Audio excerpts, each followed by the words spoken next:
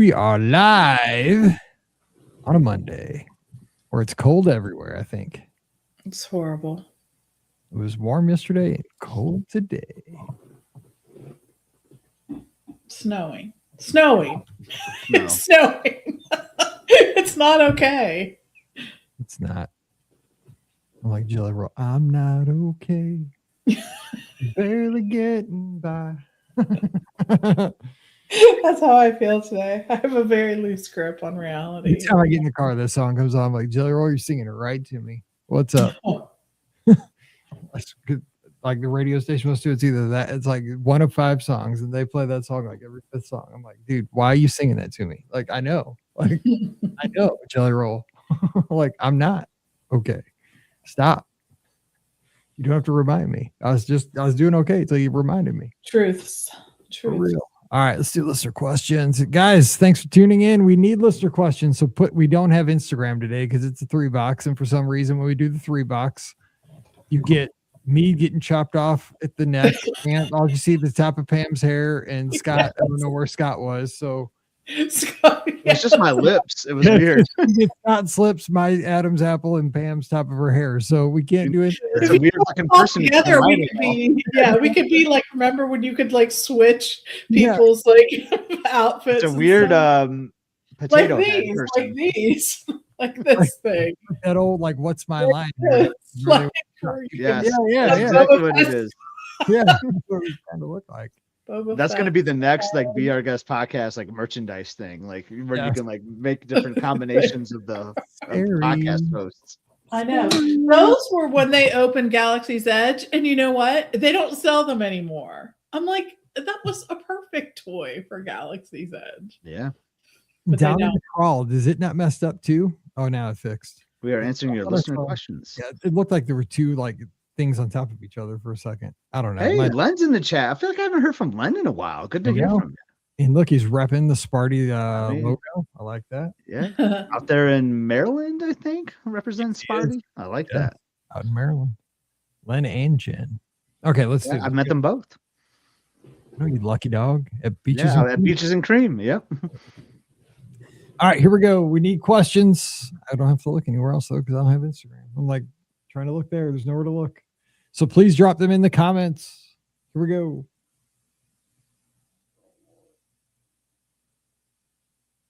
I should probably look and see what number it is. Scott says 2859. So this is 2860. Here we go.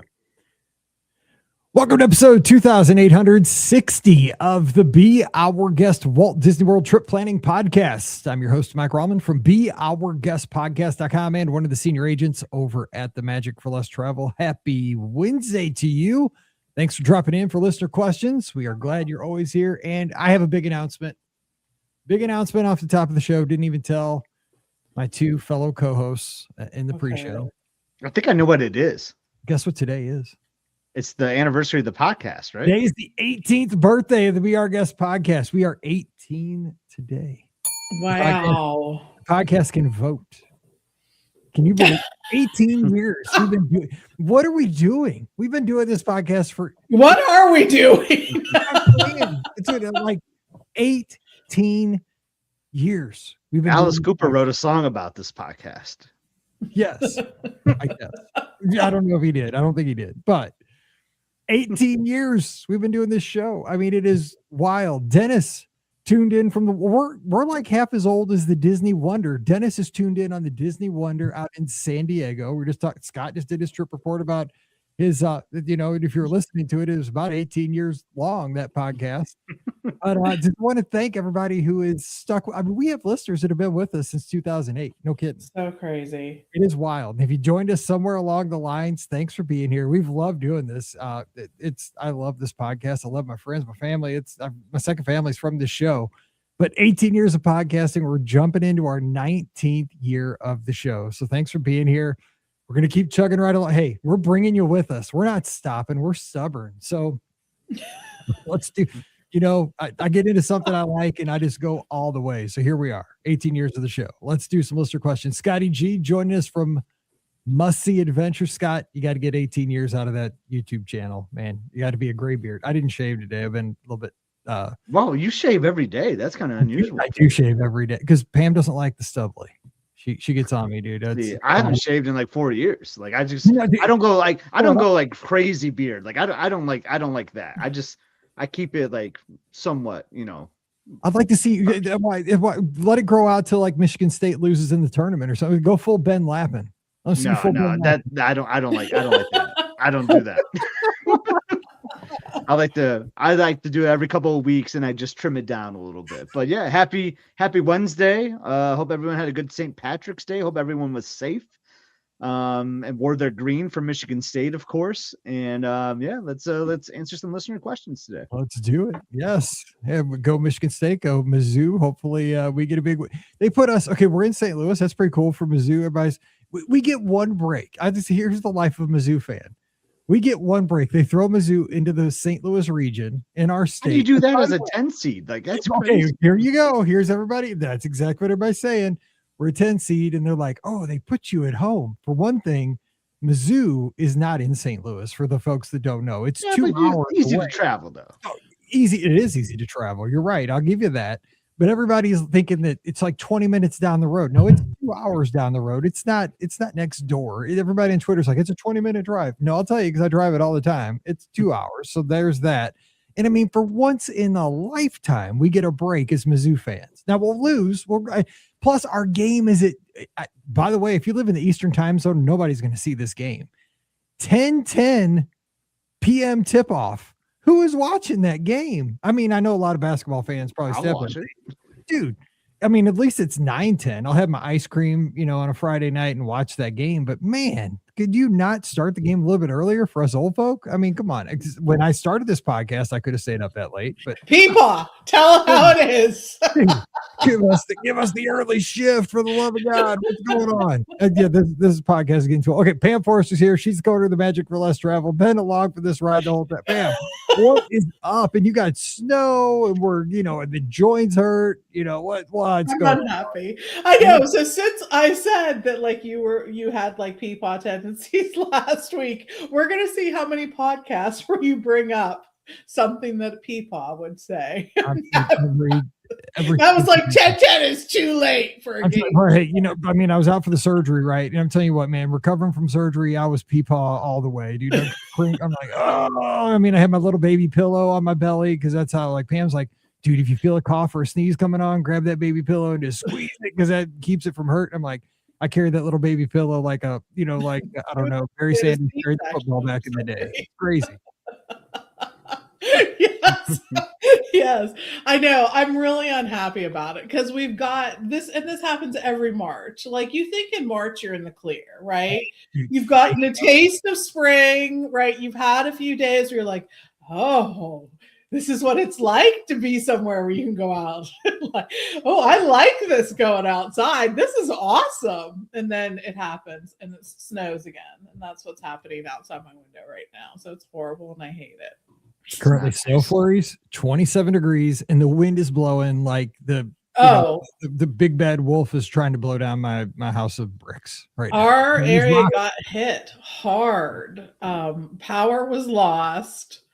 It was just, it was bad. So, dude, and there's a lot of schools this week on spring break. Joke's on you guys. Right. Anyway, let's get to the Disney. So I do have we're going to talk about something else, but I'll get to Len, our super fan, Len and Jen out in Maryland. They have a question. This is a repeat from email, but does Magic Kingdom transportation options change at all on private event nights? Wanted to do Magic Kingdom on a private event day and then maybe Steakhouse 71 for dinner. And I did see online, I think there's a buyout coming up here pretty soon where who was? I think it's like Dave Matthews Band is playing at the Magic Kingdom because somebody's like, oh my God, I'm the biggest Disney fan and the biggest Dave Matthews Band. I'm going to parachute into the Magic Kingdom. That'd be sweet. Right? I agree. I've seen Dave Matthews Band many times in concert. Me too. So yeah, that'd be a great combination. That's basically what the tweet said. They're like, I may be, jumping out of a Cessna or something. We don't recommend that. If you do that, it's on your own peril. No, don't do that. No, but so how do they do that on a night where the Magic Kingdom is closed for private? I've never even considered that. Like, what's that look like? But no. I don't know either. I'm assuming like that transportation would be open for a certain amount of time as any, when the Magic Kingdom closes, you have like an hour. They say an hour officially, but I think it's usually a little longer than that. It's basically until every guest is gone. But if you're at the Contemporary, you wouldn't be at the Magic Kingdom anymore. You would be there. So I don't know how long that runs from there. But my only thing would be is if it's the transportation from the Magic Kingdom is still not running, you could just take transportation from the Contemporary to Disney Springs and then from Disney Springs to your hotel and whatever's closer like that. But that's always the alternative when the regular transportation is not running. But at least you have an hour. Eat fast. Eat fast. Eat fast. Yeah, I'm curious too that wouldn't some people at that event be staying on site too? They would, but depending on like what the buyout looks like, they may have private transportation. Oh, that's a good call. Yeah. Like a 10,000 person buyout, they might do that. I mean, I've never been to something that big. Like, I don't know who bought it out.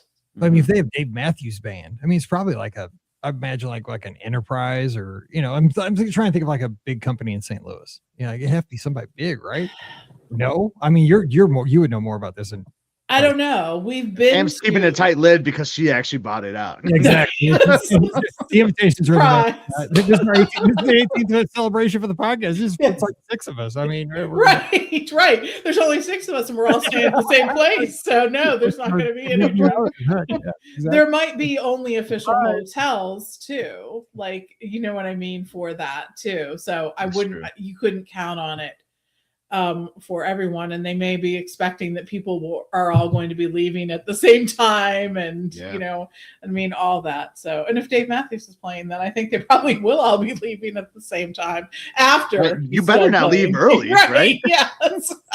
The encores are usually the best stuff. I know, like he's going to play 42 for like a 35 minutes afterwards. Like, you're going to question life choices at some point during that encore when you're like, I never remembered the song going on for this long.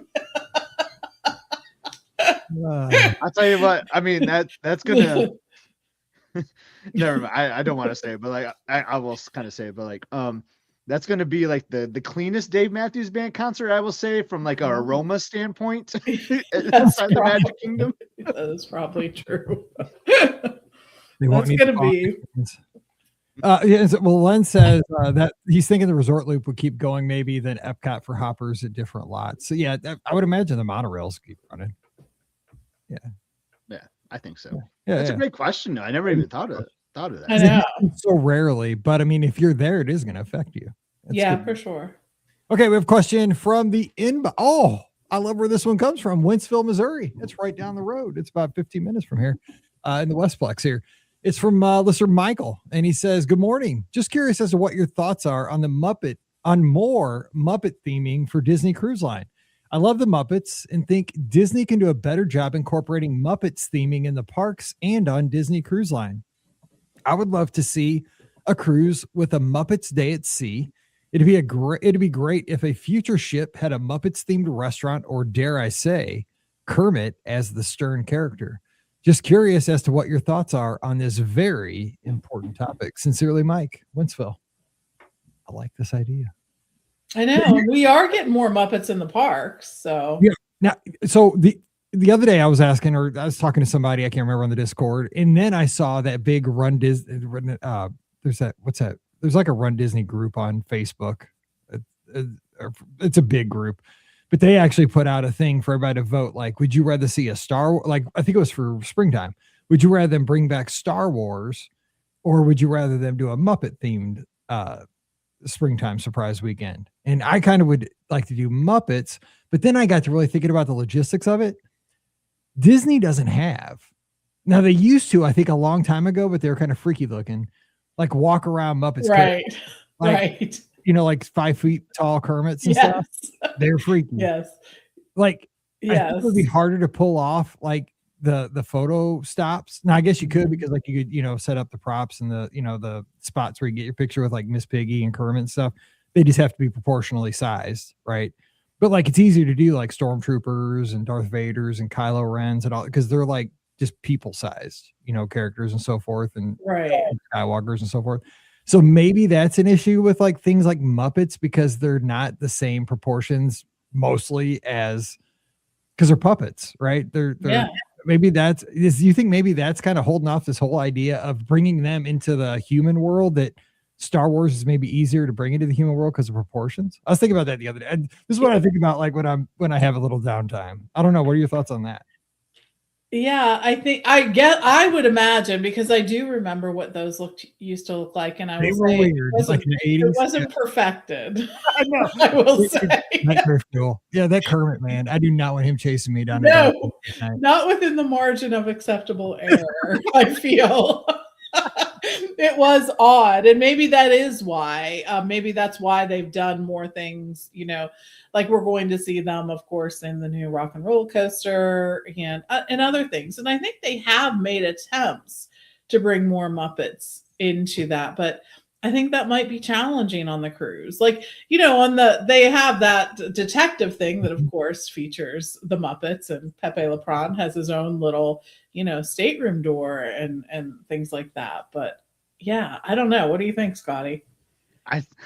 This probably isn't because Muppets is more kind of related to like younger audiences in a way, even though so many adults love them. But like my mind just went to like, you got the hyperspace lounge, you got the haunted mansion lounge. Like, could you imagine like taking that space and like making like a Muppet lounge? Like how hilarious would that be? Like with Beaker making like these cool like cocktails, like with his like science lab. Like, I don't know, like I think that would be kind of neat, personally. Like, and you could just make like a cool honeydews drink. And then you could have like mocktails too, like for the kids. Right.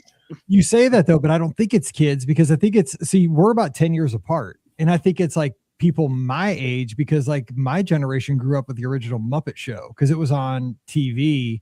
Like, was the Muppet Show gone by the time you were like? Or I had like Muppet Babies, kind of was kind of like my thing. Yeah. See, I didn't watch Muppet Babies too much, but I watched like the original Muppet Show. Mm-hmm. It was like this back when everything was like a variety show. Like when I was a kid, because you had like all those weird. TV was weird in the 70s, but you had the right original Muppet Show. So you're right. I think people my age would like. I think a lounge I didn't even think about that. Remember like in hyperspace, like on that podcast cruise, I remember Steve, Han, and Pam, you were all in there too when they were like, they had that bubble thing they were blowing out there. We're having fun with that. Like, they could do something like that with like Muppets thing, and like, we got this cool drink that we're doing. Like, I think they could like theme that space like they're doing like on the Wish class ships. Oh, yeah. Like to a Muppet lounge. I think that'd be kind of cool, I think. But I wonder, like where my mind went, but I love that.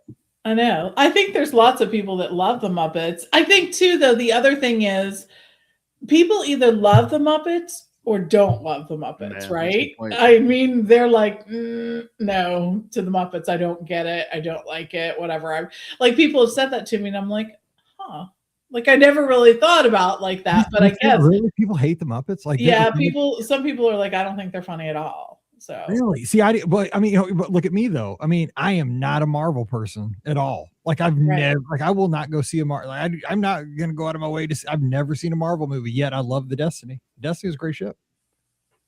Yeah, that's true. I'm just thinking about the drinks right now, like the current, like the frog drink or whatever. It'd be like green drink, Like, I'm like writing up the menu right now in my head. Right, there's lots of potential there. Yeah. Like what's that drink? It's got like a piece of celery sticking out of it. It could be like a frog leg, like a Bloody Mary. Like, there's lots of potentials, and the Muppets are all about gags and stuff like that. So you would think about that. I love Bunsen Beaker or whatever his name is. Bunsen Honeydew. Yeah, like you make it like a lab. And that's what the bar would be. It'd be his lab back there. Yes. God, this is it. This is oh my God. That might be. Wait, we'll see this in a few years. they're making new ships as we speak. I'm sure they're running out of ideas. Oh God, this is so good. But there are a lot of Muppet people. I mean, because you're right. I mean, like like I said, like, we're 10 years, apart from Scott. He had Muppet Babies. So that's Muppets, so you could have that kind of segment. Mm-hmm. We had the original Weird Muppet Show, with like John Denver and the Muppets. Denver and all that. I mean, exactly. I'm sure Charo was on there. I mean, it was like a Muppet Love Boat crossover, but I love this. Okay, so that brings us to this. We got to talk about this because everybody's talking about it. And it took the world by sensation. I was watching basketball or something. I can't remember what I was watching. Oh no, what were we watching? Anyway, but it was during the Oscars. They debuted this commercial for Disney Cruise Line, right? The Walk, I think it was called Midnight Magic or something, right? Midnight Magic. Yeah, Walk or... they take this walk, right? This dad, like it's this tradition, right? Kid can't sleep, dad can't sleep, takes the baby for a walk around the Disney Cruise Line ship, and how it becomes a tradition, right? And basically, you got to take these small moments, and eventually, and the one thing, they play the up music. Dude, once you play the up music, I'm trash. Right, I know. I'm already crying. I'm like right there on the edge. You hear the opening notes, you're gone. Right, you're like, oh yeah, I was like, what are you doing? What's happening? They're telling you how to feel right there. I don't need to be punched. Like, I was like, dude, I'm just sitting here and watch some TV, and now you're hitting me with that. Like, why? What do you, Disney? Stop. It's a Sunday night. I don't need it, dude. This time in my life, I'm trying to avoid all kinds. Like, there's certain songs that go on the radio. I just turn them off at this point in my life. I don't need it right now. So they hit you with the up music. You got all the baby, and then you see the old couple. I'm like, and then it fades to black. I'm like, oh my god, for like a split second. I'm like, tell me the old guy didn't pass out. Pass away. I'm like, no. I'm like, dude, it's like because it was up, And then Goofy comes out with a chainsaw at the end. Right? Exactly. No, I'm like, but dude, you don't know. Like, dude, it's up. Who knows? But then, dude, the door opens, baby's there, grandpa, and it's all good. And they're like, oh my God, it's so sweet. Everybody's crying. It's like, it's only been 80 seconds. Like, what's up? But it's a great commercial. Like, it's so emotional. So, I mean, it gives you like in that moment, man, it captures all the feels. It features the ships, but it's selling you on take the time, take the cruise, take the vacation, and connect, right? Connect the generations. Cause I think it hits everybody because you see like the teen that doesn't want to go anymore. Like he was the baby. He was the kid that was 7 and 8. Like, oh, we're going to take the walk. Like so eager. Like it's so important to them. And then like just pulls that curtain. Like, nope, just want to be on my phone. Almost thought like, don't take your teen on a Disney cruise. Almost like I was like, well, you should take your teens on the Disney cruise. But and they don't really. It's like I didn't even notice it. It's like the second time I watched it. He does come out to the rail with dad. He does come out the rail. Yeah. You don't even talk though. But you know what? Like as a dad, you don't have to talk. When that kid comes up to you, you're just like, I'll take the victory. You know what? Right. And it hits you. Like that's why, I mean, those are the moments you don't have to have like a heart to heart conversation every time. Just having your kid there that they came up and spent time with you. That's a win. Great commercials. So, I mean, Pam, like when you first saw, what was your take on that? What did you think? I was like ugly crying, and Steve was like, he was not there. I was watching on my phone. He's like, what's wrong? And I'm like, you have to watch this. Like it was bad. But no, I think that's something that Disney does so well, because what they do is take those moments that we've all experienced on vacation, because it's always easier to step outside your normal lives and experience these kind of moments. Not that they don't happen every day, they do, but they just happen with more frequency, and I think with a better ability for everyone involved to remember those moments and maybe take a moment to savor it, because you are apart from your normal life. But a vacation really just makes something like this easier to attain. And I think these commercials that really tug at your heartstrings, they do tug at your heartstrings because they happen. Like that's how it happens. Things like that happen. And I think that people have such a strong attraction to the Disney brand because they have remembered it from their trips as childhood, and then they do it with their children, and they have the opportunity to do that, with their parents too. I think that's such a powerful thing. I remember the first time we got to go on a vacation with my parents and Hannah. And that was like a super, super special too, because you sort of are like, oh man, it's like full circle right here. And it's just, that's such a powerful thing. So, I mean, Disney's like, I don't know. Every time I think, oh man, that was such a good commercial. I don't know how they're going to top that. They're like, yeah, hold my beer. We got one coming. Right. Think about the last big commercial Disney Cruise Line had. It was with that towel animal. The towel animal. Yes. That was so good. Like everybody loved it. Now the like it's hard to buy them on the ship. There's like Yes. about how they're like one per stateroom and so forth. And he's got one there right over. Yes. Because it was like such a heartfelt, like everybody needed, like I need a piece of that. Like you get a tangible piece of that, on the ships and bring home.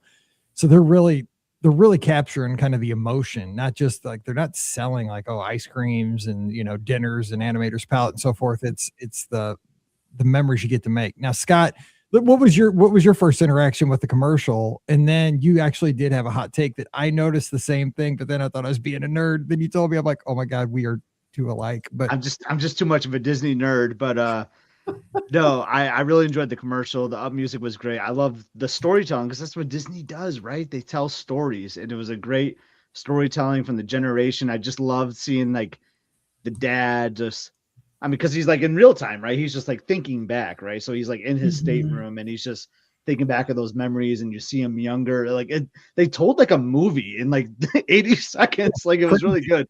But one thing, like before I get to the nerd part, that I thought was kind of not necessarily brilliant, but smart on their part. Disney really like always advertises to like the families with daughters, I feel like, for princesses. And this one was like a dad and son. Good point. And I thought that was kind of like spreading it out, because I feel like it's always like the dad and the daughter and the castle. It's kind of like a lot of things they advertise to. The most recent one, like it shows like, because there's one that gets me all the time that they've been showing over the last like 6 months. Like they're only so little for so long. It's a dad and a daughter. Like the daughter's got the braces on. I'm like, oh my God, that was Mallory like 5 minutes ago. Right. I know. So I liked the adding some more diversity to this and having it be a son finally. So that was something that kind of I liked seeing that. But the nerdy thing, right, Mike? So it frustrated the heck out of me. And this is just me being Scotty G. But you have a 30-year-old ship, right? You have old ships. Why was the whole thing shot on the Treasure? Like, why when you're like doing the holding the baby and like going for the early walk, why couldn't that have been on the Magic or the Wonder? I know you're trying to sell the Treasure. I get that. But like for me as a Disney Cruise Line fan, like I would have loved just seeing like the older ship, and then when the team closes the curtain, like couldn't that have been like the Dream Class ship or something, like been on the Dream or the Fantasy, and then you get to the Treasure. But the whole thing was like the Wish Class, and like I'm like, oh, like this whole 30-year span of like growing up and all that was on one ship. From a continuity standpoint, really bugged me. But you felt the same way, Mike, a little bit? I noticed it because at first I'm like, they're shooting this on the Destiny. That's what I told Pam. I'm like, they're on the Destiny. Then they walk. The reason I knew they were not, because I saw the first thing I saw was the staircase, right? I was like, it's a Wish Class ship. And I figured they're probably on the Destiny because it's the newest one. And then I was like, then when they walked, I knew it was the Treasure because they walked past the Jasmine and Aladdin statue. I'm like, oh, they're on the Treasure. And so then I noticed that's the moment I got mad. Like that should be Ariel or Mickey. that should be and then I'm like, yeah, because it doesn't make sense, because you're right. If it was a long time ago, it wouldn't have been, that's what I was like, then I'm like a timeline issue. But you're right. I mean, I get it. They're trying to sell cruises, bottom line. Like, they're telling a story. What's the point? They're trying to sell cruises. But that, like you say, this will be Scotty G's last cruise with us, because he's going to be picked up by Disney to like, because they're like, oh my God, this guy, he's got the Muppet Mobile Labs bar. He's going to be writing our commercials in his, other 5 minutes he works for us. So yes, we will not have Scotty. I don't even know if he'll even have a YouTube channel after this, because he's going to be, it'll be like, he's going to Henry work us. They're going to like take him and he'll be no longer in the podcasting community. That is not true. But then like, but this is like my double detail, because then at the very end, like he sees like his son and his grandson, and like you see the stateroom. It's like, oh man, couldn't they like give us a preview of what the future ships are going to look like with the stateroom doors? Like, let's see what the future fish extenders look like 30 years from now. But no, they look the same. Because they look like how they look on the Destiny and the Treasure. Either way, it was a great ad. And I mean, the three of us love cruising, right? So it's not gonna. I don't think that was for us necessarily, the return cruiser, but it was great. It was so awesome. I mean, they've got us. They just, oh, what a cruise again. Just like, oh, that's us. All right, let's get questions here. So we're gonna rip through some, because we got to talking about that because we loved it so much. All right. Christopher Shebo says, only if you need a, well, here we go. It says, as you know, we have a trip April 14th to 18th, staying at the Polynesian, traveling with my wife, brother, and sister-in-law, and 3 nieces who are 3 to 8 years old. They're now planning to go down a day earlier and do a pool day, and I'm going to join them the following day. I gave them 3 options to consider.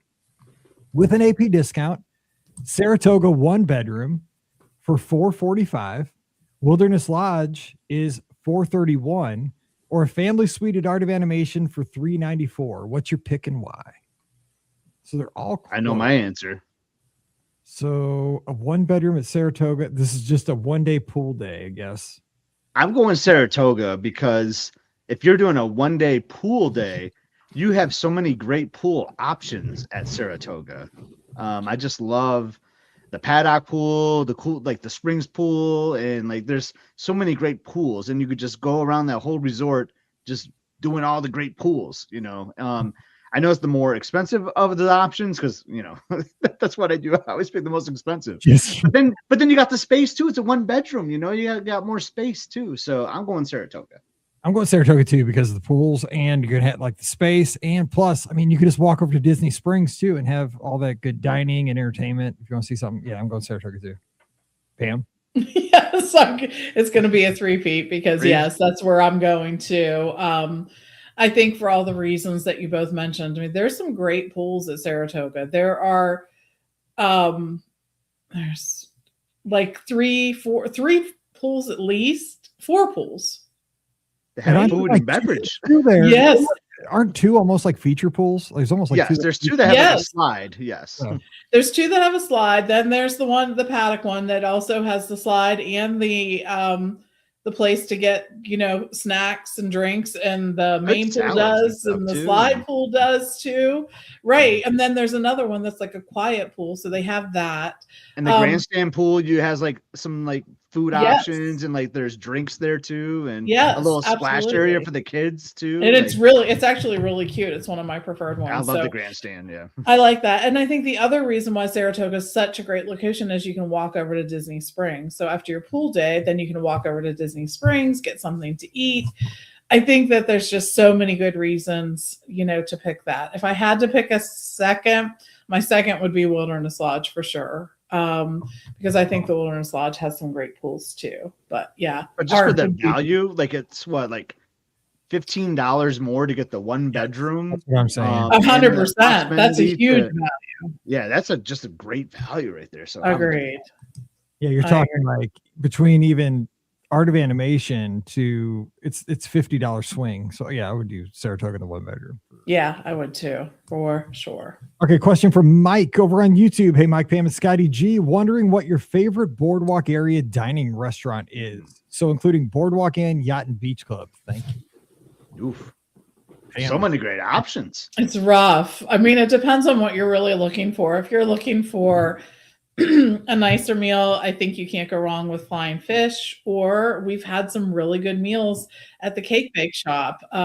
And although I will say I tend to go there more for a lunch than a dinner, just because we like the lunch menu better. I think they have some interesting combinations at lunch, like half of a sandwich and half and soup, or half of a soup and salad or whatnot. And of course you have to look at the pieces of cake because they're good. And I was one who was like, I'm not paying that much for a piece of cake. And now I do it all the time, willingly pay that much for a piece of cake. So I think that's a good thing. If you're looking for something more casual, absolutely Ale and Compass, I think, is a great thing, a great spot to go to. They just consistently put out good food.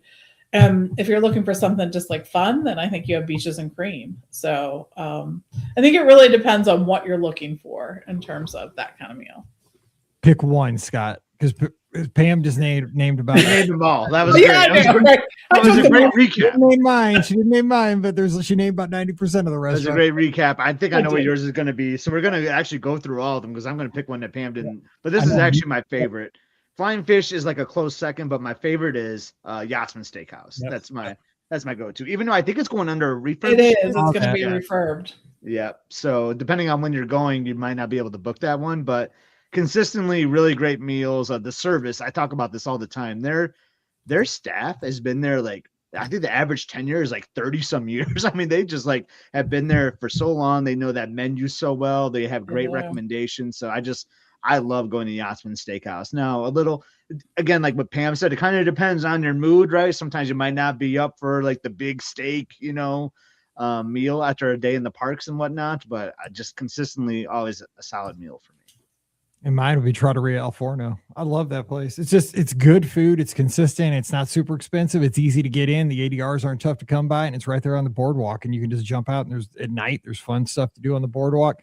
I love the lasagna there. It's not super fancy, but it's fancy enough. That's what I always say with that place.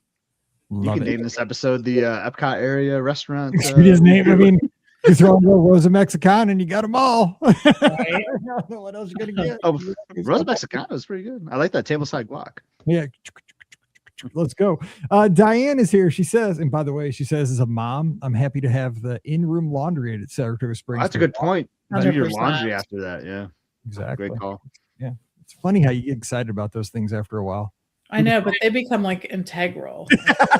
Exactly. They really do. Exactly. Speaking of Diane, she says, hi, all. Looking for your opinion. My mom and aunts are currently stranded in Disney after the Northeast weather caused their flights to be canceled. How would you suggest they spend their bonus day tomorrow? No parks. Weather looks cloudy and a high of 62. The ladies range in age. We're not going to say their ages, but they sound awesome. I'm not going to. That's a great age. That is a great age. No, they're wise. They're perfect. Exactly. I'm not going there. My grandpa get me. So I'm just saying they're living their best life down at Disney. Bonus day, no parks tomorrow. High of 60, partly cloudy, high of 62 tomorrow. What are you doing at Walt Disney World? I mean, I would just do resort house stuff. Yes, I think that's a good one. I think start with brunch. Maybe there's some good places that have brunch all day long, and actually, the Grand Floridian Cafe is one of them. Their breakfast is actually their brunch menu every day, and there's some really good things from which you can choose. So I think I would probably start with brunch and then go from there. I don't know. I don't think what's weird is the reason why I say that is because I rarely take the opportunity to do brunch, but then every time we do it, I'm like, oh my gosh, why don't we do brunch more often? So I think that's a good way, especially you're not running to get to a park. You can sleep in till whenever you can. Maybe you can't sleep in like I can't, but maybe that's why I don't do brunch very often. But either way, you're good there. Yeah, I can't sleep. Scott, what would you do?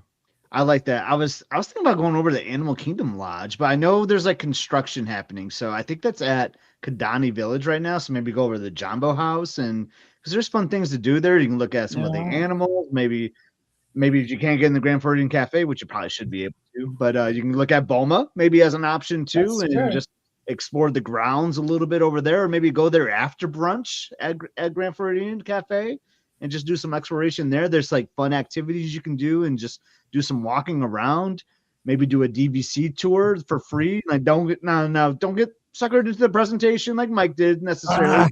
It is cool. I will just say it is cool to look at their Grand Villa over there at the Animal Kingdom Lodge, just to check it out, if you're looking for something to do. And then maybe take a bus at whatever resort you go to over to Disney Springs and do some exploring over there. All right. What was that? What was that sound effect you just used? That's me when that lady came in. It's Saratoga Springs. That's one of my. I mean, I know we did some Mike and Scott stories. I should have shared that one the other day on the podcast. That was pretty fantastic. That wasn't that great, Pam? It was. We got to tell that story. How are you going to tell your family no to vacations and how you want your family to be happy? Passes, lady, back off. Right, I know. Remember, and I don't need this, but I just came for the ice. Oh, that was so funny. Okay, so June says she just went to the Cake Bake shop for the first time and loved it. Sat in the bar area for a slightly more casual feel. So she's a convert. She likes it. She was just on our. She told her Disney story, and everybody loved that. So we appreciate her coming on for that special show just a couple weeks back. And Christy says, we had most of the day before our flight back in January, and her 63-year-old mom was with us. We ended up doing breakfast, then showing her around the monorail resorts. It was a fun day. So there you go. Just kind of what you said, Pam, a little brunch, breakfast, and a little monorail resort. Yeah, there's lots of stuff to do at different times. So, yeah. All right, one last question here from listener Cindy down in Franklin, Tennessee. Hey, I know that area. I have an office building there. He's down there a lot. My husband and I board the Disney Treasure at the end of April. Woohoo! Be right there where the commercial was. I signed us up for the champagne tasting on day 2, but my husband has decided he doesn't want to do that one. I still want to do it, she says. Is there any way to just remove him from that reservation? I'm afraid to hit the cancel activity button as I don't want to lose my reservation. Thanks for your help, Cindy. I forgot how you do that because I never cancel anybody. I think you kind of have to cancel and rebook is kind of how it works. I know. So if you have time and you're within the cancellation, you have enough time when you get on the ship until the activity happens that you could cancel. You're not within the cancellation period. Wow, that was a lot of words to say. I know what you're saying though, Pam. I hear what you're saying. You have, the time frame allowed before it will cancel or before you'll be charged for it anyways. Then you can wait and do it when you're on the ship. So did she say it was day 2 of the Treasure? 7-night cruise. Yeah, she said it was day 2. Mm. Yeah. So you have to do it like on that day you board basically and talk to guest services and say, hey, can we? Right, because I think it's 48 hours, not 72, right? Yeah, I think so. I mean, sometimes they'll make some exceptions. Like I was not feeling well, like on the Magic, I had a migraine one day and Liz just talked to them and got us out of one. But that's not a rule that they will always do. But so you might be able to do that, or you take the chance. It just depends on. I mean, I know that's risky, right? To cancel it and then hope that you can get it right back because someone could be looking at this at the same time. The timing is everything, right? Someone could be looking at, ooh, I see that champagne's open now and take it from you. So I probably would keep it and talk to guest services when I board. That's what I would do. Because if you're really like locked in on wanting to do it, that's what I would do. Yeah. I never cancel anything that I have that I want to keep because you're playing with fire. Because I know people like Scott are sitting there on his lunch, like refresh. Because the problem is like they want 48 hours because then they could open it back up on the Navigator app and then someone could book it. So that has time for someone to book it. But I would hope on that they would allow that. I don't know. Because then someone has a C day, right? The next day will be a C day. They'll have time for someone to potentially book that open spot. I mean, like we always just show up. I mean, every time we're on a cruise, we're like, "Hey, can you please let us in?" Even though and someone might be like, "Oh yeah, we have one opening now." So that's what I would do. I think it's your safest. I mean, that's your guarantee that you can go, and hopefully you wouldn't have to pay for that other one. So board the ship, talk to guest services, and see what they can do.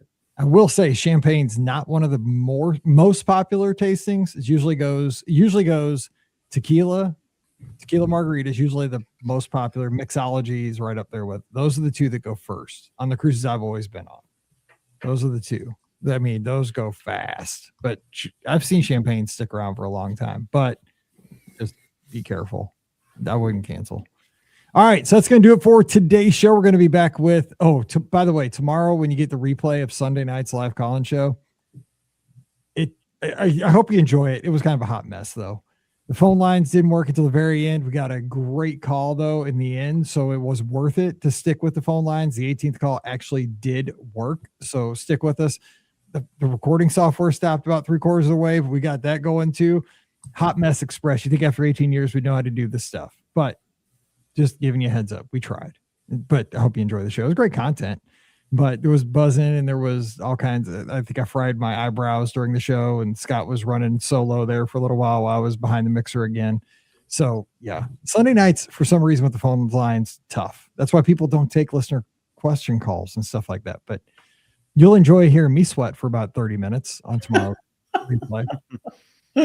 My dad was even trying to call in. That tells you how bad it was because, it's not football season, so he's got to torture me. But he couldn't get through, so that was good because the phone lines weren't working. So there you go. All right. So anyway, we're going to be back on Friday. Some more fun Disney talks. Hope you enjoy that show. Don't forget our podcast always brought to you by the Magic for Less Travel. We'd love to help you plan amazing Disney vacations. Walt Disney World, Disney Cruise Line, Adventures by Disney, even Disneyland. Get out west. See that 70th anniversary celebration at Disneyland. No additional cost to you. Check out all the details today over at themagicforless.com. Please also use that Amazon affiliate link. It's beourguestpodcast.com/Amazon. Just click through there. Anytime you do that shopping, it helps us out with every purchase. And you can become a patron of the show, beourguestpodcast.com or patreon.com/beourguestpodcast. $5 a month is all it costs. And when you do that, You get a bonus show called Mike in the Midwest. Thanks to everybody who does that. You guys are the best. I can't thank you enough for that. Again, patreon.com/BeOurGuestPodcast. You can follow us on the social media I'm at BeOurGuestMike on Instagram, x.com, and Threads. Scott's at EpScott. That's EPSCOT. And Pam is at TMFLT Pam. Let's see. You can follow Scott. It is a YouTube channel. That's where you got to be, especially if you're in the Disney Cruise Line state of mind. Scott, what's happening over on Must See Adventures this week? Yeah, so we just shared a Lookout Key video. So pretty awesome video. Me and Mike go on the hike, the nature trail hike. So we go to the lighthouse and then Animator's Palette on the Magic. So if you've ever been curious about the OG Animator's Palette, so go check it out. Must See Adventures. Like and subscribe today. And and we'll have the Discord channel always up and running. I will tell you, if you're not on the Discord, you need to get over there. Audra, one of our great friends who hangs out with us over there, she is celebrating a 40th birthday. So happy birthday to Audra this week. She's just sweet as pie. She said, I'm celebrating my 40th birthday, and can everybody give me one piece of great life advice earlier this week? And everybody just chimed in with some of the best, didn't have to do with Disney, just like one piece of advice somebody told them along the way in life, just to make your life happy. Scott, you had some great, like the thing you said about, I loved it. Like when you turned 40, it was just great. Like, and everybody was chiming in with just like simple things to live by. That's the kind of stuff. If you're not in the clubhouse, in our Discord channel there, jump over there. It's free for everybody. It's just, it's really kind of what social media should be. There's no negativity. It's just everybody being nice to each other, and it's uplifting. Like I saw that and I'm like, I never thought about like seeing life through that lens, but I'm going to try to do that tomorrow. Not today. Today's been a hot mess. I'll do that when I get up tomorrow. Like, let me just be a little more negative the rest of today. Then tomorrow we'll try again. But it's like, God, it's such good. That's such a great perspective. Like there's tons of Disney talk. Don't get me wrong. We're talking about that commercial. We're talking about, Dennis, like the view out of his window of the Disney Wonder, and he's in San Diego and he's trying to get the rest of his family out of the room with muffins and everything. We get that. It's great. But I mean, it's just it's what like the internet should be. It's wholesome. So come on over, join us, beourguestpodcast.com/clubhouse. We'd love to have you there. And we'll have a live show this Sunday night, 7 o'clock Eastern, 6 o'clock Central. You want to see me sweat again? It should work. But again, keyword should. We'll see. So join us for the Hot Mess Express, and we'll see. All right. So we'll be back in on Friday with another great show. Scott, Pam, they'll be with me again. And we'll start the 19th year. Let's do it. So until then, you guys stay safe, stay healthy, and we'll see you real soon. Oh, good Lord. Why did it go bad for you? I don't know. Like the phone lines worked great the week before. I just pull out, the only thing I use that computer for is to take the calls. It's a MacBook. Yeah. I just pull it out. I don't change anything on it. I just pull it out, plug this little thing in that connects it to the mixer. Just didn't work. I don't know. I think maybe a wire got loose or something. Wire got loose. I wish I knew. Loose wire. There's some mice in there. 2860. It drove me nuts. Oh, that's funny. Okay, so what are we talking about? What are we gonna do? Oh yeah, we don't know what we're doing. We don't know what we're doing. So let's see. I got that in the right file. Yep.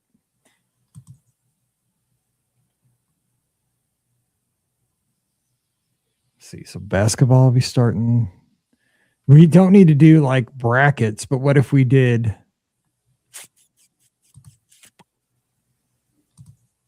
We throw 3 things out and we have to rank three random things. They don't even have to be in the same. We've done this before, but like Space Mountain, Kona Cafe, and the monorail. And you just got to rank them. What do you mean? Stupid. Any 3 things in the world? Or do you want to put like 3 things in the same category? Well, I mean, it's How about we just drop from a hat? I'm like, Oh, I don't know. Hang on, because here's the thing I saw. Hang on. How do I compare Space Mountain Yeah, to that's what Kona? Kona. Hang on, but here's the thing. Like, Depends Anyone on if I'm in the chat got an hungry idea? or not. Like, do I need a chiropractic adjustment, or am I hungry for breakfast? okay, because hang on, where is it? It's the I gotta find it. That Super 70s guy does this thing every year during basketball. Here it is. It's a spectacular bracket of randomness. So he puts like just random stuff against each other, 64 things. So he has like mall arcades against Steely Dan and hot dogs. Well, Steely Dan, of course. See, but I mean, like it's against mall You arcade. even do You that. kind of go against each other, like hot dogs against onion rings, playoff baseball against chips and salsa, Johnny Carson against dodgeball in PE class. Like it's just random things against each other. So I'm I mean, cracking up. like you got to pick. Like it makes you think. You know what I'm saying? Like So then, do we just do that? And like, it sounds like we were doing a bracket then, Mike. I know I don't really want to do brackets, but I'm kind of like seeding things. Because then, like, you would move something forward in that case. Yeah, Like, that's- the majority, because there's three of us, we would vote which one, like, Steely Dan wins and moves on to the next round to take on. I don't know. That'd be hard to do on the fly. Yeah. Yeah, it would. Can we do something that's less fly? We could. Maybe we could do we could do like a probability. What's that? We call it because we mentioned that on the show the other night. What's that? Not probability. What do we call that? Do we want to talk about spring break at all? Like, We could. It's gonna be spring break over though for a lot of people. I don't know. I mean, high school spring break is just starting over around here, but yeah, it's starting here too. We could do that. or Flower and Garden. Flower and Garden just started at Epcot. We can talk about things we like about Flower and Garden. Yeah, we could do that. I mean, maybe we could pull up some menus or something and we could talk about, I don't know. That might need some preparation over. Don't talk about like food booths, but I don't know. I'm just trying to think. I mean, that's kind of topical. I know. I got to find those menus. Yeah, 2026. I'm pulling them up. We can talk about some of the bands that are performing, bands that we'd want to see, or Yeah, here we go.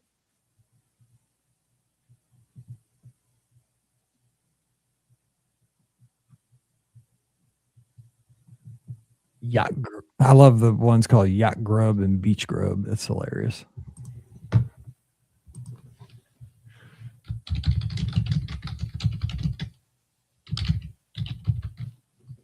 You should get a free voucher for like something at one of those places if you're staying at the yacht club or the beach club. They don't need anyone else staying there, wanting to stay there more over Flower and Garden. True. Ooh, that Hanami looks good at Japanese Pavilion. All right, so we're going to look at the concert series, and then we're going to look at and we can just kind of talk about it, I guess, or like things we like about that festival or something. I think we could probably fill 35 minutes, couldn't we? Yep, we can do that. We can wing it. I think we can. All right, let's do it. Here we go. So this is going to be 2862. Here we go. This will be our best. Here we go. We're good at this. Welcome to episode. Let me try it again. Somebody just came in upstairs and the door just went boom because it's so windy out. I guess the air pressure or something. Welcome to episode 2862 of the Be Our Guest Walt Disney World Trip Planning Podcast. I'm your host, Mike Rallman from BeOurGuestPodcast.com and one of the senior agents over at the Magic for Less Travel. Happy Friday to you. Hope you're getting ready for a great weekend. We are around these parts and we're going to have a good time talking about a little Flower and Garden Festival. I'm getting ahead of myself, man. What about all these festivals? How about a little Festival of the Arts? I don't know what's going on, but we're going to talk about Flower and Garden. It's that time of the year, Mike. I don't know. We just had St. Patrick's Day. Who knows? Lord help me. We're a minute into the show. I'm already making mistakes, but we're going to pick it up. We're going to get it straight, fly right.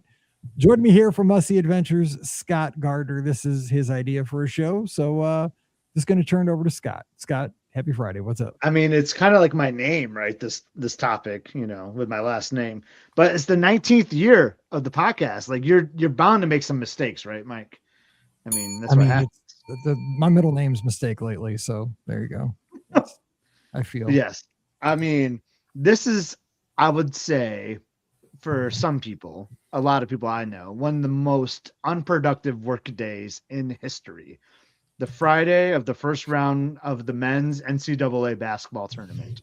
From the hours from 12 to 5 Eastern time, I don't think much work gets done. I'm just saying.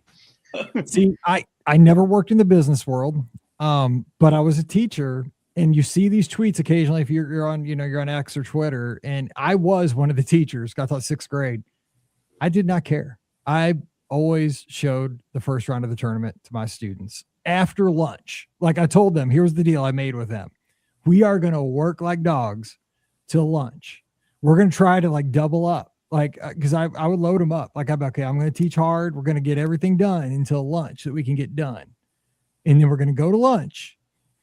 And then after lunch, we are going to turn on that TV and we're going to watch basketball. And I would give them, and I'd always come up with like a premise in case the principal came in, and she was cool. She wasn't going to fire me, I didn't think. But like I'd have like some kind of like, statistics, like some simple, like we'd keep stats, like tallies and stuff like that. And like, what are the percentages of free throws? Something like they could keep track of. It wasn't real difficult. And then we do like, okay, percentage of free throws made by the home team, for this half of the class, the away team, that half of the class. And that way I just wouldn't get canned, like that kind of thing. Oh, yeah. You always watch basketball, baby, and during the first round and that Thursday and Friday. I mean, this Thursday and Friday are the best 2 days of sports, in my opinion. And here's a fun fact about me. I always took those 2 days off of work. I mean, you know me, I always take my time off for travel, except for those 2 days until the pandemic. And then all of a sudden I work 3 days in the office and I work 2 days at home a week. Those 2 days happen to be Thursdays and Fridays. I just, I work from home on Thursdays and Fridays now during the basketball tournament. I just happen to have some TVs up while I'm working now during those March Madness games. So I don't take these days off anymore. I'm working during the tournament. How it should be. I mean, you know what? We're all adults here. I've always wondered what it looked like in a big, because I've never honestly in my life seen an office that has like cubicles. I'll tell you once though, so we have a big, I know we're going to get to the topic here, but we have a huge, I FaceTimed you actually from my office once, and you saw me actually in this big conference room, I think, when you were on the Destiny actually. Yeah. And I was setting up this big conference room for this training, and we had these huge screens in there. So this is actually one time I did work during the tournament, and we did a fundraiser one year where if you donated X amount of money, we were going to like give you like, we're going to do like this lunch thing with like pizza, and we're going to donate all this money to charity, but we'd have the March Madness games up on all these big screens. So we like had like a 4-box going of all these big screens, and everyone just came in at lunchtime and had pizza, and we watched the games and had like soda or whatever. It was kind of cool. Like we just did this fundraiser. I should offer to bring that back. I think it'd be kind of cool if we did that again, because we raised so much money for charity because you had all these people just come in, eat pizza and watch basketball on their lunch break. It was on the big screen. It was pretty cool. It's like teachers on Fridays giving $5 to wear jeans. It was like taking candy from a baby, man. It was all the time. All right, Pam Forrester, she relates to all this. Pam Forrester, Corner of the Magic for Less Travel. What's up, Pam? I mean, did you obviously you've worked from home for years and years. I mean, that's how the agency works. But I mean, what are your feelings on all these things? Like March. I know I didn't always though. I mean, I definitely worked outside. I'm just not that excited by basketball, so it doesn't really matter to me. How about that? I'll be honest.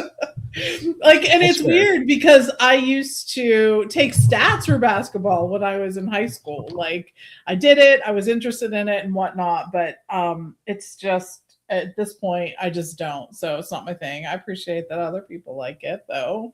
And I think anytime you have something that people are passionate about, it's great to be able to sort of key into that, because then that sort of brings people together, right? Mm-hmm. Over something that they really enjoy. So that's always a good thing too.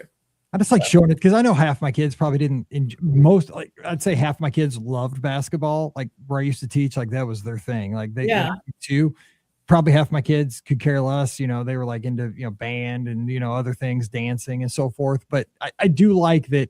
I always told them, like it's the whole community thing, right? Mizzou could play this team, because back most of the years Mizzou was in the tournament. We get bounced after Thursday or Friday, we get one game and out, but it was the whole thing. Like, root for your team, sometimes SLU would be at St. Louis University, like there's some kind of local connection. You know, we didn't get to go all the way like, you know, Scott's teams always do, but you know, it had some to, that's what I love about sports. There's always something to root for, an underdog, you know, a Cinderella, something. So anyway, let's talk Disney. So today we're going to talk a little Flower and Garden. So the festival started back on March 4th, run into June 1st this year.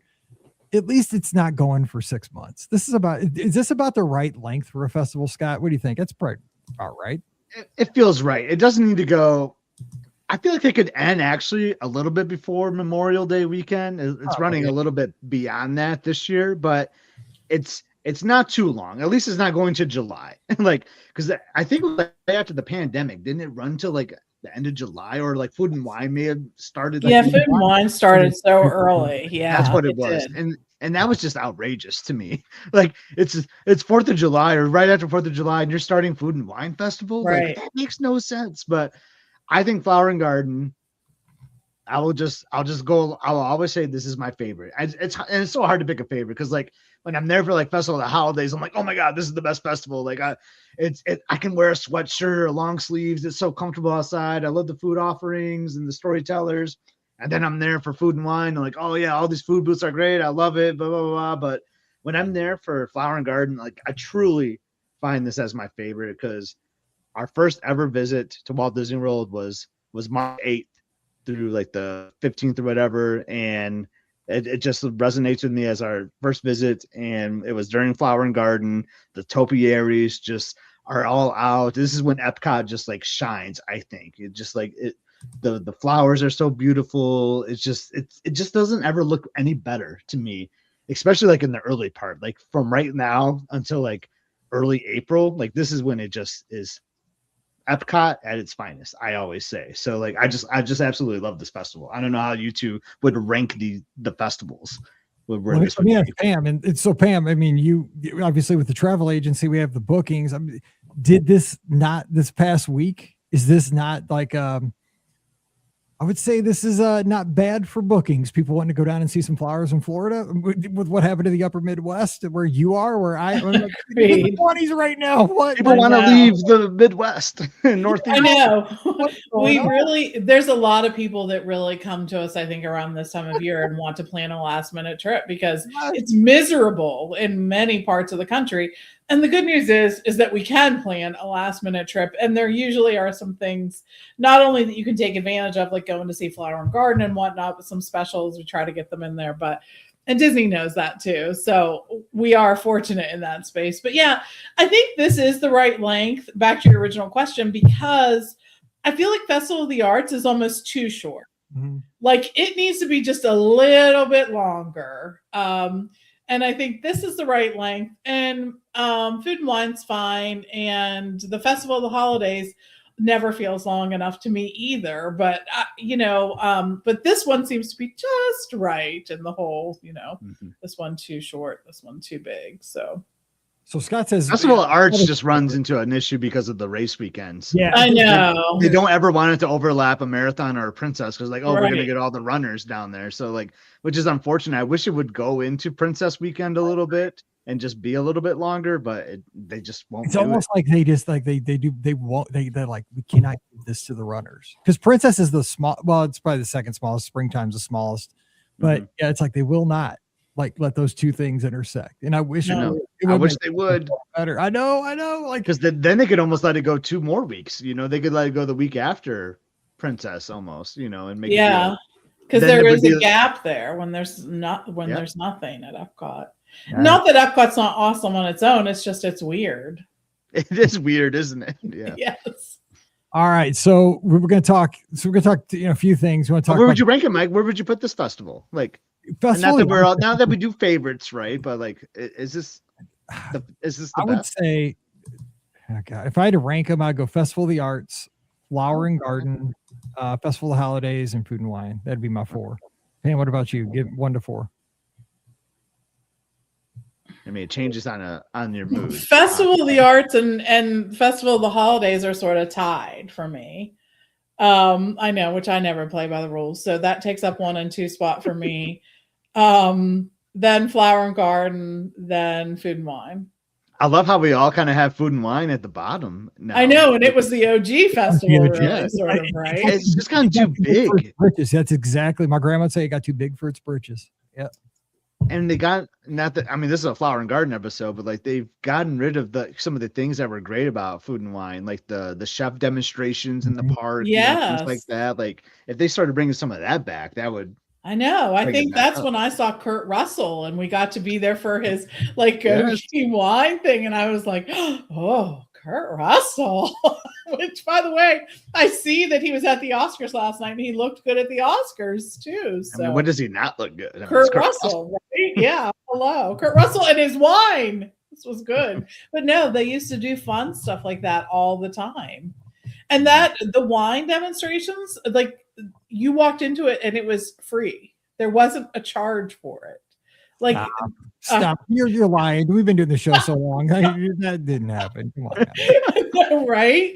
This is what it was like back in the olden days, kids. Back when we used to podcast with a tin can and a piece of string. That's right. Had to stretch a long way. It had a lot of string and a bunch of tin cans. I know. So yeah, I know. You're All right, so let's talk food first. The outdoor kitchens. We kind of have them pulled up here. We're obviously not going to go through everything. You guys have the internet connection at this point in 2026, and you can look these up. But what favorite? I do like. So I was joking about this before we start recording. I like the two in World Nature that are called Beach Grub and Yacht Grub. Whoever named those, kudos. That's pretty. I like Brunch Cot. I think that's a fun Brunch name. Cot is a good one that too. always has good ones too. Yeah. But I mean, what goodies are like you not going to miss if you're down at this festival? Like what's so I always like the Mexico one. Like I mean, right there when you enter World Showcase, like I think that's always a great place to start. And there's usually like a tamale. Let me open it up, but I always find that really good. Actually, there's not, but they have chilaquiles, Mike. Oh, dude, I love chilaquiles. No.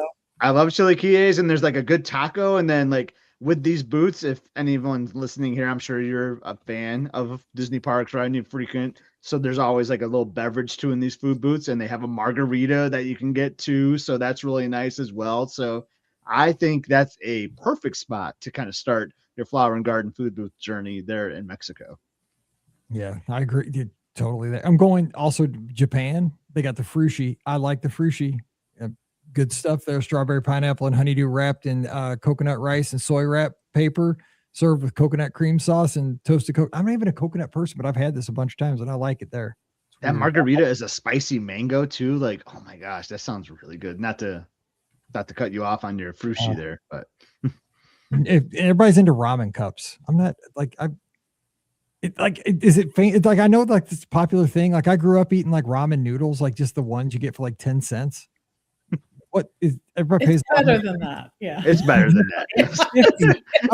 It's at least a quarter worth. $8.50. Like, oh my gosh, is it that much better than the 10-cent ramen? Yes, it is. It's a lot better.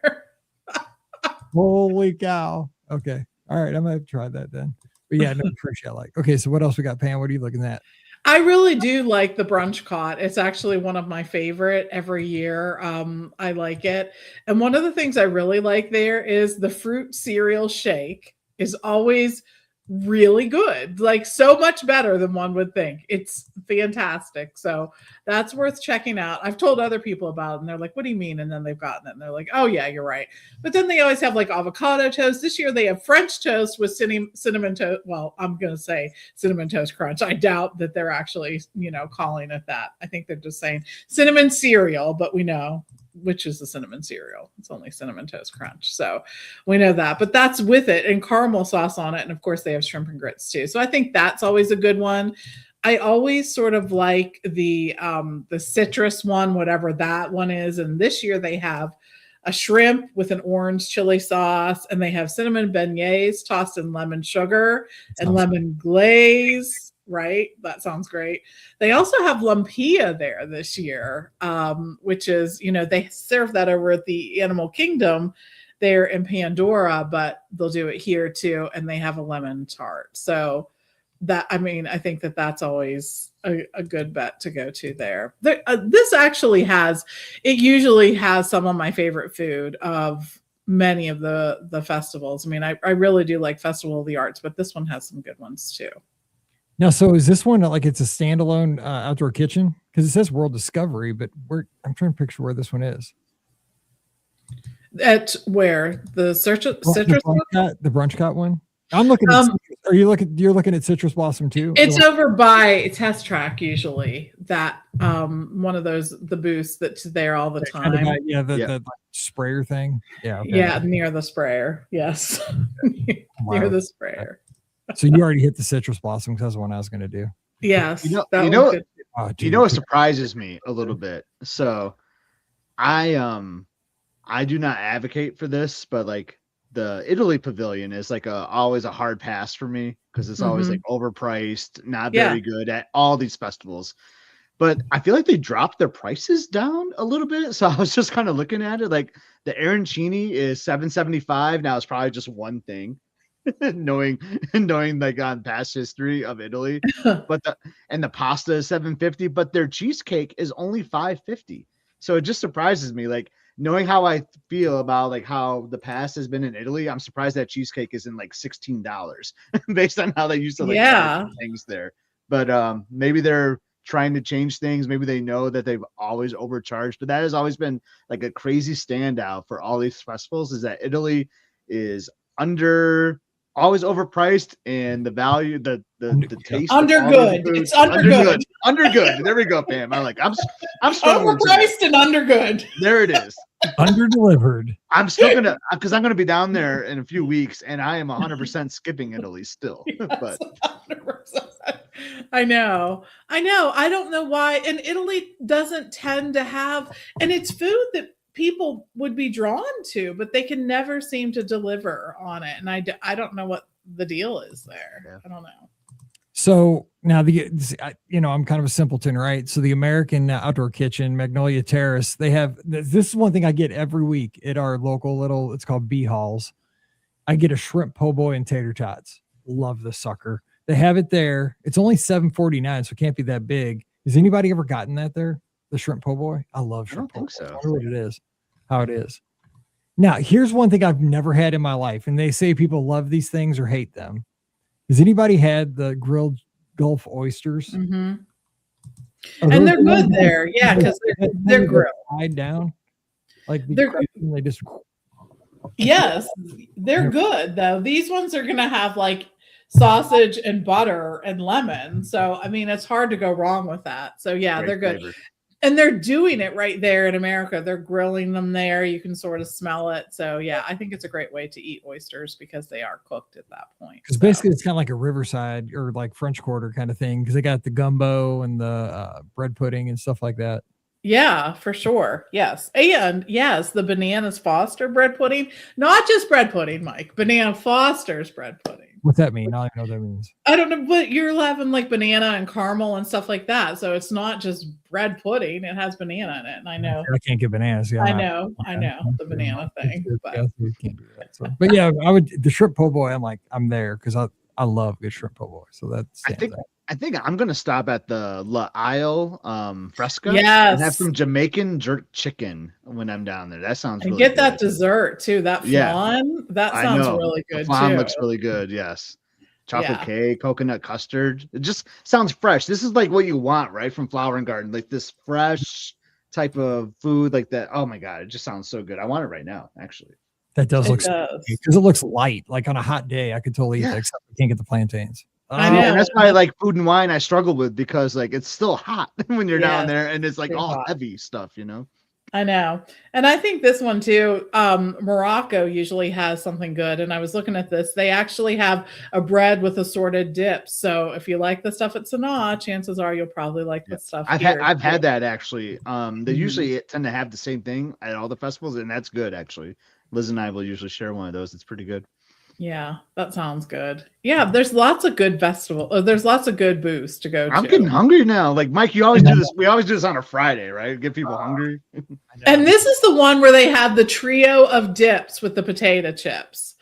One festival, sometimes they have the fries that you can dip, but this has the homemade potato chips with the different dips, and it has 3 different dips. I know they have like a whipped feta dip, a candied with candied lemon, a caramelized onion dip, and a caviar and pimento cheese and pickles dip. So I think that would be an interesting dip for sure. That is, yeah. So now, has anybody mentioned the beach grub? Because that's my jam right here. Because they have the corn on the cob, Scott. But you gotta be careful because, man, I got that all over myself because that butter just drips if you're not careful. All over my shorts. But you can ruin some clothing with that. Yeah, but I mean, it's only $6. That's a good value for that big old thing of corn on the cob. And they have a seafood bake for $8.49 and a orange cream bar for $5.49. Yeah. One tip I will say too, though, and like I've done this the last few years at the festivals, I really enjoy it. So like if you're staying on site, using your Magic Band is really nice to do at these booths. But I just like using the gift card. I think it's really easy. Like you just load up one of the gift cards that you always have like a festival one that's kind of tied to like Orange Bird or whatever like the character theme is, and like the cast members can just like scan it really easily and boom, you just move upon your way. I mean, same kind of thing with the Magic Band, but I like just loading up a gift card and just like zipping my way through World Showcase and the Future World area with that. So what do you guys like to do? You ever load up a gift card, Pam, when you do this? Or I do sometimes. And the other thing I want to mention to people is because it was sort of forgotten for a while, but if you have one of the dining plans, the snack credits can be used here, and that can be a huge use of your snack credits because there are things that are like $9, $10, $11, and if you're getting a snack credit, like if you're using a snack credit for something that is that much, that's a great use of your snack credit. That's a great call. Yeah, for sure. Yeah. Versus like a bottle of water or something, right? Exactly. Yes, exactly. What I do wish they had though at the festivals at Epcot is like they have a DCA where you could. Those things are popular where you buy that lanyard that gives you like 6 tabs or 8 tabs around it, and you wear it around your neck, and you just go around and just like exhaust your tabs. Mm-hmm. You buy the card for like $60 or whatever. I don't know what it costs or whatever, but you buy it and you just go around. You know, it's like all inclusive. I think that's kind of a once you pay once and just go around and enjoy yourself. Yeah, that's true. Because do they still sell the gift cards that are like on your like the little bitty gift cards? They do, yeah. That's what I'm talking about. Yeah. Yes. Yeah. So it's like a wristlet kind of thing. Yeah. It's okay. That's what I'm talking about. All right, let's jump into the concerts. Let's see who's rocking. Because you got the Garden Rock series that's happening during all this. Yes. And this is not the thing. This is a difference between Food and Wine. Like these aren't cover bands; these are like the real deals. Like mostly, like most of them are.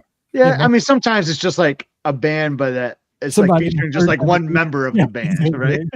It's like what's cool about this, like, it's part of your theme park admission. This is what I always say, like. Sometimes like your local town might do like a concert series that you have to pay like a crazy amount for to go to, but like this is already built into like your annual pass or your theme park ticket. And I think that's kind of cool because the American Theater is a cool spot, right? You can take your food or your beverage in there and watch a concert. I think it's neat. All right, Scott, go through the roster. Who we got this year from March to the beginning of June? Who we got? All right, well, we already missed some bands, so I won't go through those, but upcoming, we just missed Billy Ocean, actually. But we have Simply. I know Billy Ocean would be sweet, actually. I think he'd be Simply Caribbean Queen. Yes. So we have the orchestra starring ELO and EOL Part 2 former members. This is one of those examples I'm talking about. Piecing things together here.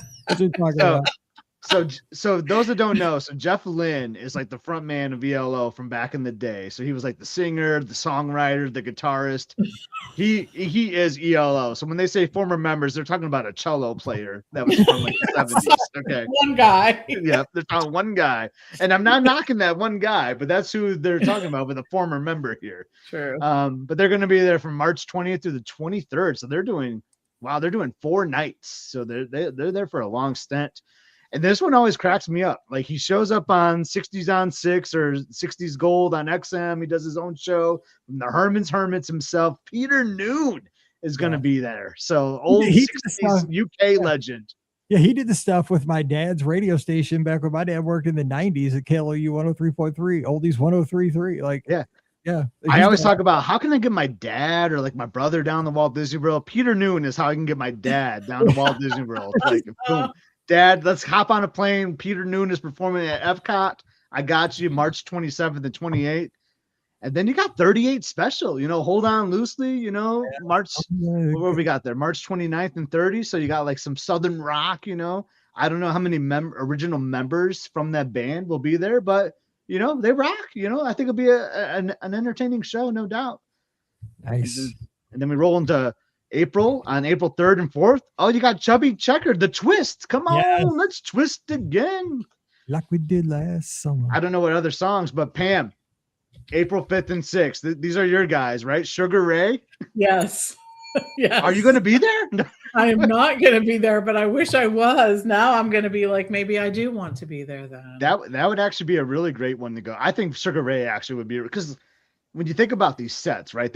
I've seen like Christopher Cross do a set at one of these, and like I predicted exactly what 4 or 5 songs they were going to do. Yep. And I already know what Sugar Ray's set is going to look like, and it's going to be great.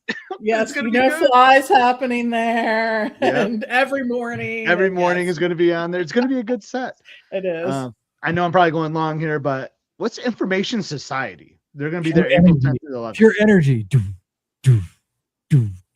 Oh, okay. What's on Your Mind is the name of the song. It was popular when I went to prom my junior year.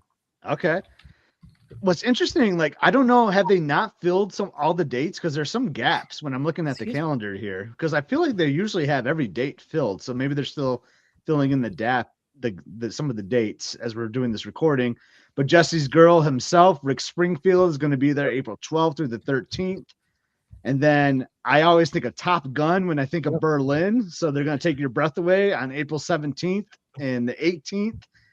And I don't see Lionel Richie in the picture, but April 19th and the 20th, you're going to have the Commodores. They jam, though, so that's going to be a good one. Actually, I'm going to be there. Oh, my God, I'm thinking about my dates. Berlin is going to be there when I'm there on the 17th and 18th, so maybe they'll take my breath away after I do the 10K. And then, then the Commodores, the 19th and 20th. Firehouse. Anyone know who Firehouse is? Oh God, I know, because they were like popular when I was working at the skating rink. I'm trying to think. God, they have some good songs. They had a couple good songs. Okay, they're there April 24th and 25th. Next up after that is Air Supply. Okay, based on the photo, I think it's the original duo, the members of Air Supply.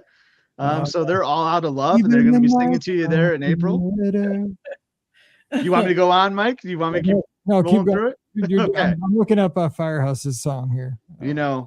This is kind of a great tie-in to Epcot with the Guardians of the Galaxy. I ran A Flock of Seagulls. It will be there on May 1st and May 2nd, which I think is kind of cool. Hello, Delilah, the May 3rd and 4th. They have the plain white tees. And then I'll be Walking on Sunshine, May 8th and the 9th, Katrina. Formerly of Katrina and the Waves. So it's just going to be Katrina. No waves, Pam. It's just Katrina. Just Katrina. The waves are gone. Maybe the Epcot house band will be back there behind her. They'll be the new waves. But again, there's a gap between the May 5th and 6th and 7th. So maybe it's going to be us. Maybe it's going to be Pam, Mike, and Scott are going to be on stage, and we're going to do a thing. Well, there's a house band. We have the Discords over on the Discord. Oh, the Discords, like CHORDS. Exactly, the Discords. That's who's filling it. I like that. I'll speed this up a little bit. 98 Degrees, May 10th and 11th. Nick Lachey, is Nick Lachey actually going to go? Is he going to be? Yes, He's in the photo. Yes, this would be a good one to see. Yes. The Spinners. Oh yeah, I think they do like, and I'll be there, and I'll be around from the 70s. That's good.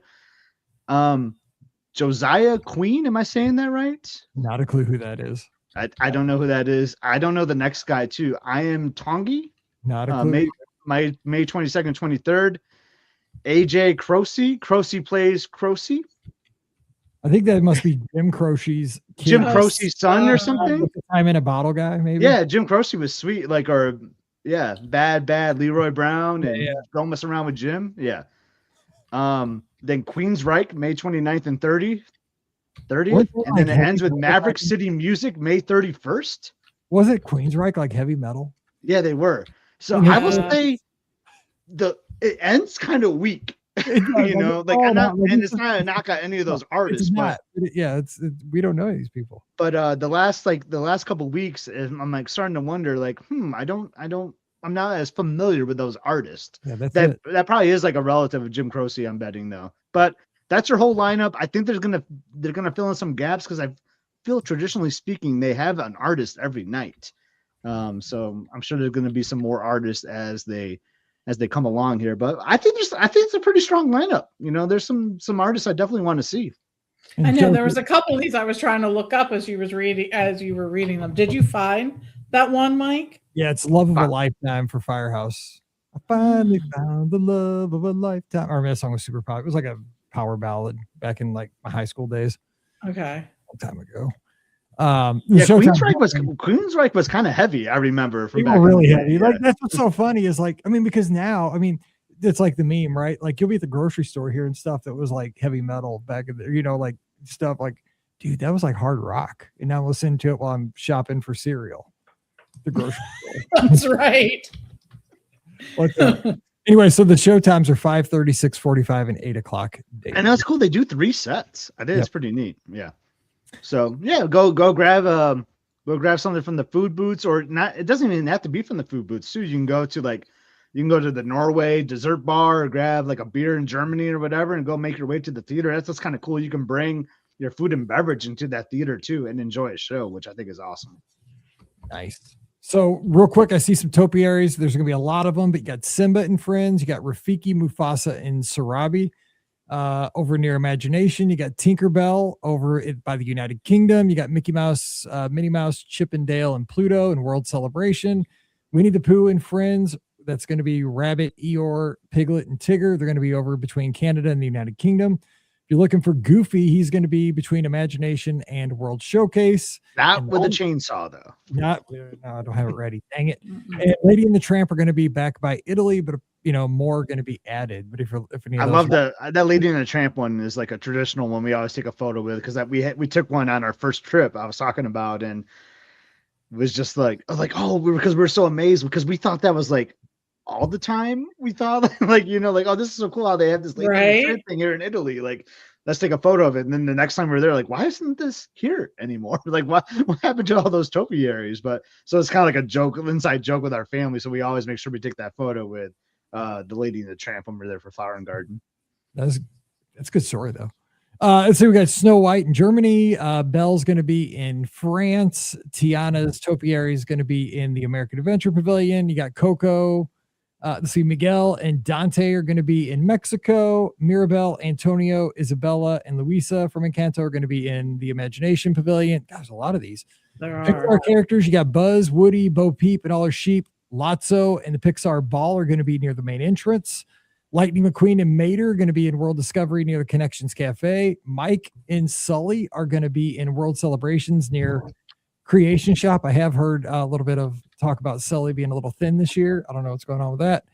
I heard something on my YouTube homepage. It popped up like they were struggling with the topiaries because of the winter that they had. Could be the cold snap. Yeah. So Disney Parks, I think, released a video saying like they struggled making the topiary, like growing the topiaries this year, because it was like the coldest winter they've had in like 18 years or something, since the podcast or something like started. So I thought that was interesting. So if you want to learn more, like go search Disney Parks. I think it'd be an interesting video to watch.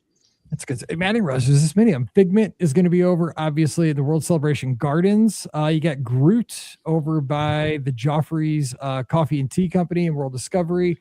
And Stitch is going to be by Mission Space. And, of course, you got all the gardens, just the regular flowers. Man. So what am I? I like the butterfly house, too. The little butterfly. You know what I like, though? I like those flower beds that they have, like, in the water, like in Future World, like where the monorail, like, rides over. Yep. Yeah. Yes. Agreed. And it's so fun to take photos of those because they just like pop, you know what I'm saying? Like, and they do have special gardens too. Like they'll have like, I don't know, sometimes they'll have just a theme for them. Like one year it was like spicy because they were doing Inside Out or cool gardens or whatnot. And they have those kind of things too. So they do a really good job. There aren't just the topiaries. There are flowers pretty much everywhere in Epcot when you're there. Yeah, like they have a community garden, it says this year. They have some blossoms of fragrance presented by Scentsy. I don't know. It's by World Showcase. the butterfly thing, Honey Bistro, hosted by the National Honey Board. So that's kind of fun. And the English Tea Garden, presented by Twinnings. That one's always fun too. The Yeah. Twinnings one, yeah, it's a good one with that too. The other thing they do at all these festivals is they always have one of those things where you buy a little map and then you look for something. Like this year they'll do Spike's pollination thing. Yeah, that's so fun. You find Spike in different locations. They also have different photo pass opportunities, and I think that's really cool. This one they are showing too, they're going to have photo ops as well. So like pieces of equipment that you can get your picture taken with, like a cool stuff like that sort of fits in with the theme. And if you time it around Easter too, like when you're talking about the Spike game, sometimes they'll do like an Easter egg thing that's kind of similar too. So there'll be like different Easter eggs. And what's fun about that too, like because it was like $5 or $6 to buy the map, and then you get a little prize at the end. Like if you don't want to pay for that, you can still kind of like do the game on your own, right? As you're exploring World Showcase, you can kind of like if you're in Norway, like, oh, let's go look for the Easter egg or Spike while we're in here too. So you don't always have to pay for that either, but it's still fun to like put the sticker on the map. Like Emily is 18 years old. I guarantee, well, she's not going to be with us on that trip, but I guarantee if she was, we'd be buying that map because she loves doing that. Because it's family tradition. It's fun. It makes going around seeing things just a little bit more fun. Takes it up to the next level up. And also, Len says, did you mention the smelling exhibit? That's fun. Have you guys done that? The smelling exhibit? Scentsy thing. Yeah, it is. What about that space? So the somewhat controversial, like the Communicore Hall or like the Festival Center, are they doing anything? Like, I feel like that space is like just not being utilized like we thought it would, right, for these festivals. And they do they'll probably have some kind of display there. Like right now they have, or they did have that Broadway series, and they showed all of Belle's sort of, costume. Well, not just Belle, like everyone from the Broadway series was there. So that was kind of cool to see that. But they have been putting some stuff in there, and they do have one of the festival booths usually there too. So on the outside. So yeah. Well, are they not getting ready for Cool Kid Summer right now? Probably. They probably will have something there too, I would say. They'll have that goofy thing for the kids. Yeah, I know. It'll be interesting. Kind of I'll probably do that towards the end of the festival. Towards the end of the festival. Probably not yet. I mean, they should. I just love this. I don't know. I feel like it's just missing the mark a little bit there, but they need to use cool space. It's flex space. They should flex more with it. Flex. I like what they do with it at Christmas time though. Like the festival holidays, they use that space pretty well, I think. Like with the ginger spear or whatever that they do, that's pretty nice in there. But yeah, I agree. I think we talked a lot about Flower and Garden today. We did. We did. Oh, and the one thing I wanted to mention too is if you're doing one of the Garden Rocks concert series, the other thing is they have a dinner package that allows you to not have to wait in that insane line that shows up there. And if you're doing one of those dinner packages, definitely look at the dining plan, because the dinner packages are so expensive. Some are like $79, $89, $99, and you could use your dining plan and basically you can pay for it if it's a one table service credit, and pretty much you're getting the dining plan for free then at that. Wow. So great that's tip. worth checking out. Probably won't need it towards the end of the festival. No, I don't know. We don't know. Based on some of those artists we read. Lines. They wait in the lines. It doesn't matter who it is. They just City speed Mavericks? our line and get in line. Who knows? Maybe they got a big following. I don't know who they are, but maybe. Who knows? You know what? I'll be there at the end of the festival too. I just realized because of Memorial Day. Go down there. You have to how the Music City Mavericks are, whatever they are. Yeah, I'll do a live report for you guys. We're gonna find out because they know everyone's gonna be down there to see the new Soarin' and stuff. So they're like, oh, we don't need a strong musical act. Yeah, we're not that exactly. Oh my gosh! If you're a fan, we just got to know, right? Yeah, I'm so sorry. I'm going to listen to him tonight, and then I'm going to do a report on him. Yes.